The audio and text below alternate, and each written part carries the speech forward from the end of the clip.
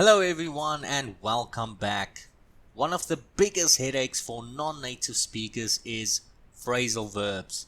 Even though there might be thousands of these, it is still very important to understand if you want to advance your English.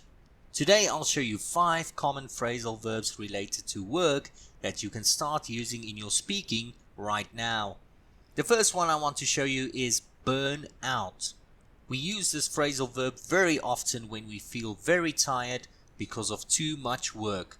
Here are some common examples you can use to create some of your own sentences. I'm completely burnt out. I just want to go home and sleep. You need to take a break or you'll burn yourself out. Number 2 is hand in.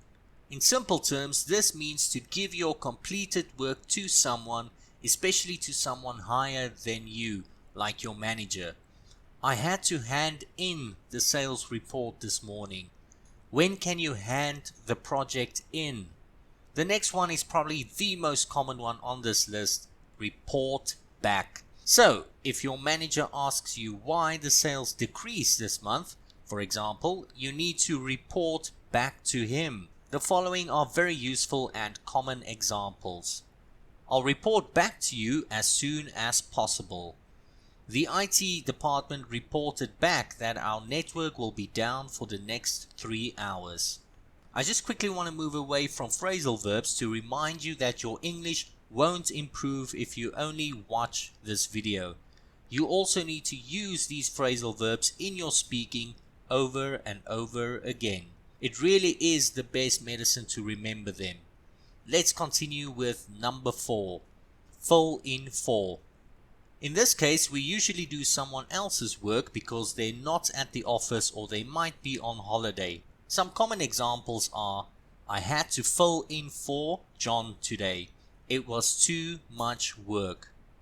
Could you please fill in for me tomorrow? I need to take my son to the doctor. The last one on our list is run by. We can all use this one frequently as we first need to ask someone's opinion, like a manager or colleague, about a plan or idea before a final decision can be made. Can I quickly run the schedule for tomorrow's meeting by you? I'll need to run this by my manager first before we make a decision. Using these phrasal verbs in your speaking is so important if you want to improve your English fluency, but you also need to use the correct methods when you learn English. This video right here will show you 3 steps to achieve fluency much faster without studying grammar rules. Thank you so much for watching and I'll see you soon. Take care.